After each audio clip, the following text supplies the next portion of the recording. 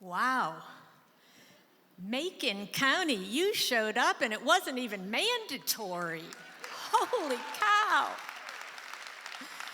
On behalf of all these amazing women with me, thank you. For as long as I can remember, I've been about moments. Not life-changing moments or experiences, but being totally in everyday moments. Just ordinary you and me moments. As a young child, I remember my mother saying to me, "Laura, you never sleep. It's like you don't want to miss a thing." Maybe as a mother of 11 children, she just needed a moment to herself. But with that comment, she set the foundation for my life stage. Sure, at first it was all FOMO, but as time went on, it was about being 100% present in my chosen moments. It was about making moments meaningful, being a purposeful part of something. Like a spicy food that ignites all my senses, being totally present in the moment tells me I'm alive. I was traveling 6 days a week working, seeing the greatness in others, watching them move mountains for their employees, their families, their businesses, and their communities. What a privilege. Until two life events intervened. First, my mom, siblings, and I started to notice that my dad was not himself. He was more easily agitated, not following through on tasks. He angered at change of any kind, and he was beginning to be a bit more confused. Those observations led to a diagnosis of the onset of Alzheimer's, something he had feared as he had watched his mother, my grandmother, lose herself to that disease years before. The second event was that my mother was diagnosed with stage 4 inflammatory breast cancer. Like most new caregivers or parents, I was determined to do it all. You know, work full-time, maintain my home, build relationships, and be with my mother every step of her battle, doctor's appointments, treatments, surgery, and home care. I just wanted to be with my mom as much as I could. I mean, how often does one of 11 children get time alone with a parent? I won't lie, it was a lot. And although my sense of being tired could never have compared to her chemo exhaustion, I worked very hard those days at being present. Just like most caregivers, I was being pulled between musts and needs and shoulds and to-dos. I distinctly remember one evening when I let go of my musts and my to-dos. And I laid in bed next to my mom, holding her hand. My dad was at bowling that night, and my mom was more than halfway through her 2-year battle. She had asked me just to lay with her, and I'm so glad. I stopped the doing and experienced the moment. That night, my mom talked to me about her admiration for Neil Armstrong. Not because he walked on the moon, but because despite deeply loving his children and his wife, he was courageous enough to say yes to the unknown, to let go of his fears. A reflection of the journey my mother was about to take to heaven. Her discussion that night led to talk of our fears, our definition of courage, and the process of dying. But more importantly, it reminded me what I believe I'm on this earth for. It's to be present, fully engaged, and to choose my moments, not to try to do it all. Less than a year later, my best friend, my mom, lost her courageous battle. And once again, life was waiting in the wings to teach me about my commitment to moments. For the next almost 8 years, I chose to be the primary caregiver for my dad, leaving my career and committing to making my time with him safe, filled with dignity and respect. This meant having tough talks with my very private father, like when I asked him if he was lonely without Mom. He gently responded, "Sure, I get lonely. And when that happens, I go into the sunroom. I turn on a little bit of Tony Bennett, and I dance with her." I sat thinking about this beautiful image when he urgently blurted out, I know she's not really here. After all, I have Alzheimer's. I'm not crazy."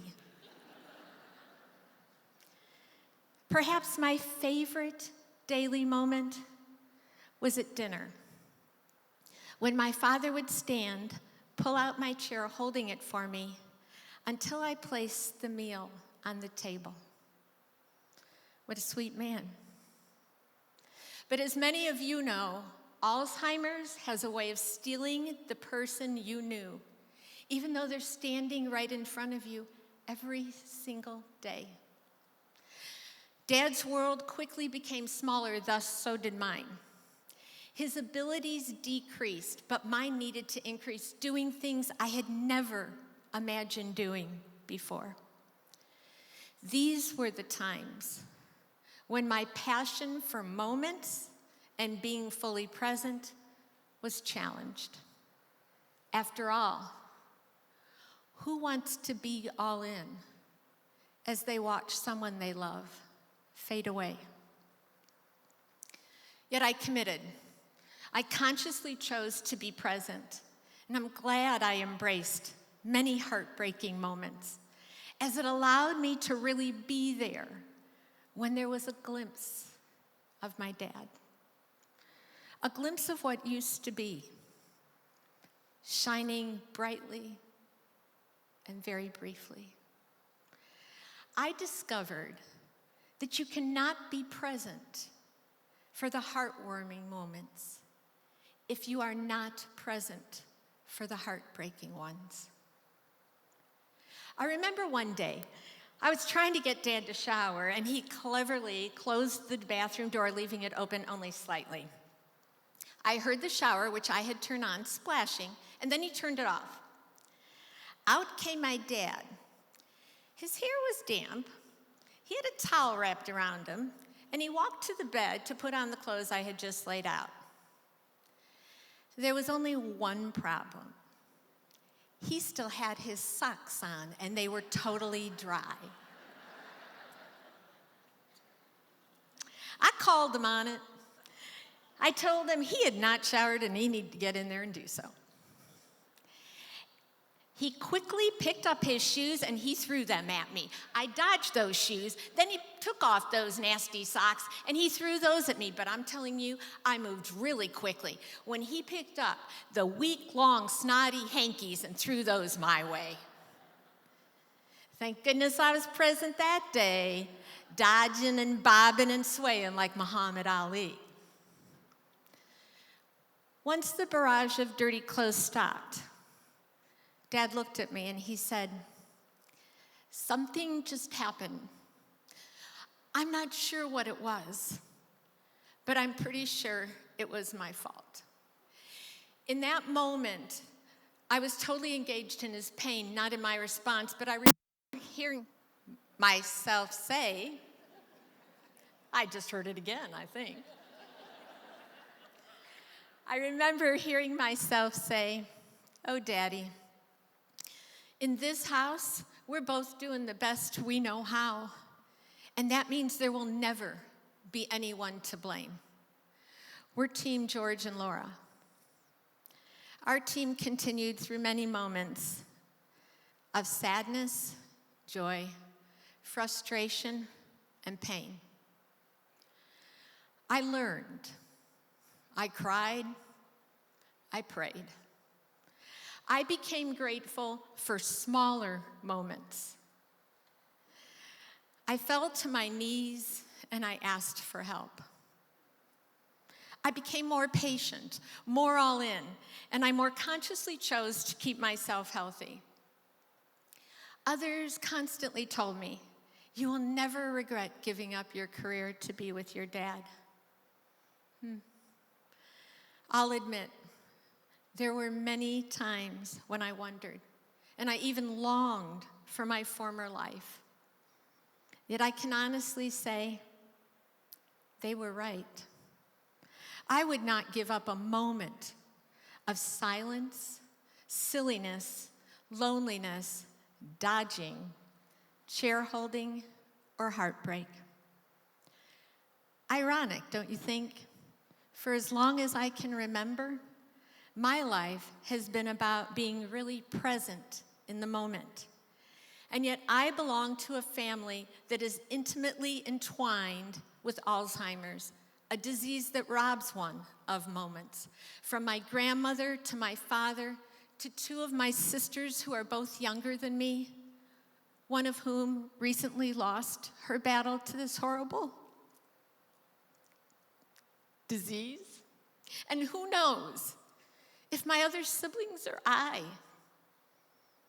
will struggle through a disease that will force us to lose moments. Yet even today I'm committed to being all in, giving 100% to the moments we have. So I will choose to create moments with my siblings, be it dancing with glee to an Elvis impersonator, soothingly showering or bathing them, answering their fleeting yet very tough questions, or rocking them in my arms and whispering to them, "Please know, I will love you forever." Because these moments, they're for me right now. They're not really for them. So I ask all of you, how can you not embrace moments? Moments are all we have.